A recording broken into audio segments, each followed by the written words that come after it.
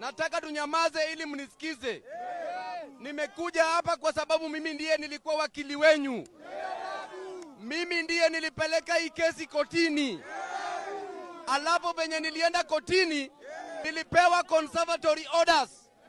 Nilipewa orders ambayo ilikuwa inasema ya kwamba watu wa Gikomba wasibomolewe.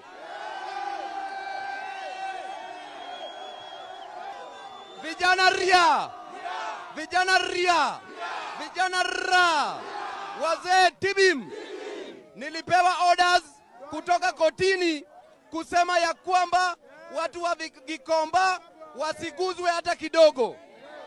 Alafu siku ya jana serikali wanaamka, county government inaamka, inabomolea watu makiosk usiku.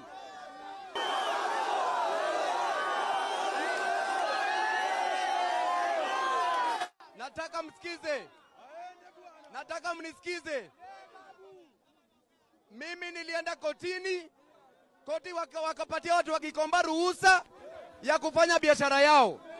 Leo asubuhi serikali wanaamka, county government inaamka, wanabomolea watu mabiashara zao. Katika hii serikali mnyonge ana haki yake. Mnyonge anadhulumiwa. Mnyonge anakula jasho lake. Alafu wanaharibu biashara ya mnyonge.